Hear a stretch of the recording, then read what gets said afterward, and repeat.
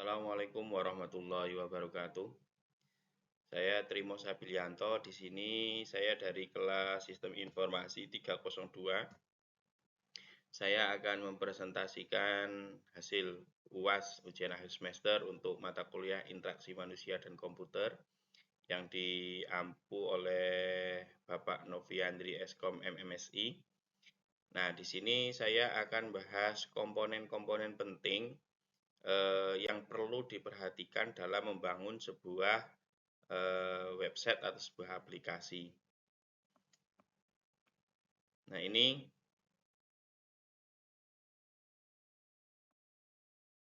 komponen penting dalam membangun sebuah aplikasi, diantaranya adalah sebuah aspek interface dan experience UI UX-nya. Ya, yang pertama adalah aspek interface dan experience UI UX-nya. Kemudian yang kedua adalah aspek ergonomi. Ya. Yang ketiga adalah aspek usability. Nah, ini nanti kita akan bahas satu persatu mulai dari aspek interface, aspek ergonomi, aspek usability. Nah, kita masuk pada pembahasannya. Di sini paling tidak itu ada 5, di mana untuk yang apa? Untuk yang interface, ya, untuk yang aspek interface dan experience UI UX itu ada 5 komponen yang penting perlu diperhatikan supaya website atau sebuah aplikasi itu menarik. Kemudian yang pertama ada user research, ya, ada user research. Kemudian ada informasi yang ditampilkan. Kemudian navigasi dan tata letak ini sangat penting mempengaruhi bagaimana sebuah website itu menarik atau tidak, itu navigasi dan tata letak. Karena navigasi adalah sebagai alat, ya, alat untuk memandu seseorang itu akan menjelajahi website kita. Kemudian tata letaknya juga rapi, gitu ya, rapi dan menarik. Nah, kemudian yang keempat ini ada warna, ya, atau tipografi. Ini sangat menentukan bagi seseorang dalam mengembangkan sebuah website atau membangun sebuah website. Sebagai seorang developer itu harus betul-betul memperhatikan mulai dari warnanya, tipografinya, ya. Kalau seseorang itu warnanya itu bagus, warnanya menarik, pasti akan memancing orang untuk penasaran supaya membuka websitenya. Kemudian ada interaksinya dan animasi. Nah, ini penting.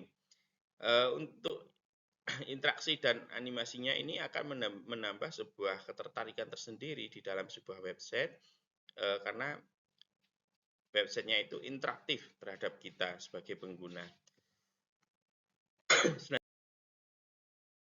Selanjutnya, nah, kalau kita lihat dari aspek ergonomi, ya, yang pertama adalah responsif. Nah, ini sudah barang tentu apalagi di model sekarang yang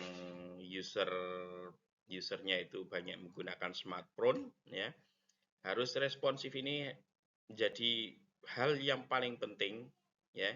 Karena paling tidak kita sebagai developer itu bisa membuat website itu responsif untuk menyesuaikan tampilan sesuai jenis perangkat atau device yang dimiliki si pengguna. Ini karena sekarang banyak orang yang mobilenya itu padat sehingga hanya setiap harinya megang gadget. Nah, belum tentu setiap harinya itu bisa buka laptop.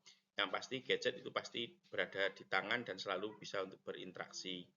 Kemudian ada user experience. Nah, di sini memperhatikan pengalaman si pengguna.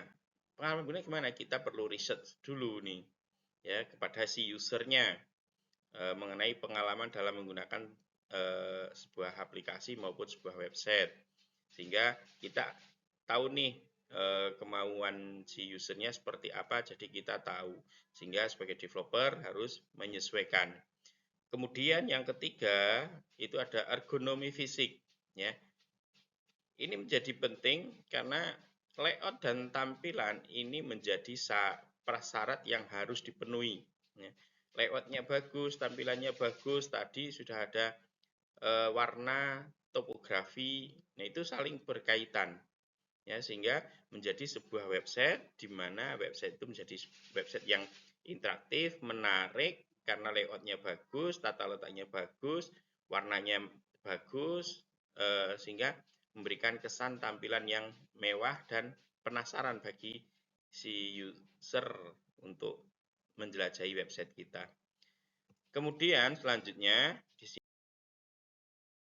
sini untuk usability-nya satu ada sebuah navigasi. Nah, setiap website maupun aplikasi pastilah ada navigasinya ya, karena navigasi ini adalah alat untuk memandu kita ya. Bagaimana menjelajahi website kita itu harus ada navigasinya, di mana kita sebagai developer harus menyediakan sebuah navigasi yang mudah dipahami dan digunakan oleh pengguna. Yang kedua, nah, yang kedua ini adalah konsistensi, membuat desain yang konsisten pada setiap halaman dan fitur. Halamannya mulai dari warna, tata letaknya, layoutnya, terus kemudian tipografinya itu harus konsisten. Jadi tidak terlalu rame warnanya, terus untuk teksnya, tipografinya macam-macam ya. Jadi itu menjadi kurang menarik kalau tidak konsisten.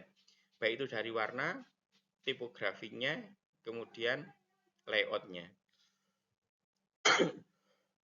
Yang ketiga adalah responsivitas.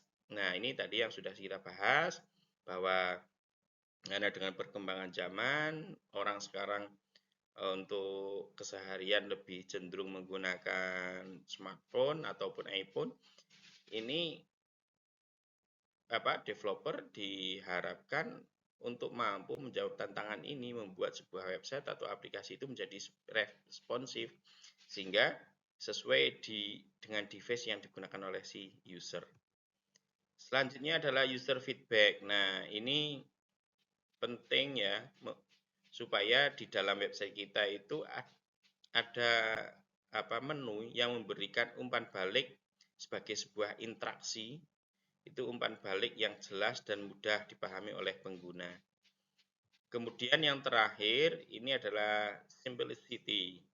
Ya, ini menyederhanakan tampilan dan fitur aplikasi sistem sehingga mudah dipahami oleh pengguna. Jadi membuat tampilan website itu sesimpel mungkin, tapi tetap harus menarik. Ya, meskipun simpel tapi menarik sehingga orang itu penasaran terhadap website kita. Mungkin itu saja dari pemaparan saya mengenai interaksi manusia dan komputer dalam rangka untuk memenuhi tugas ujian akhir semester di semester ini. Terima kasih. Assalamualaikum warahmatullahi wabarakatuh.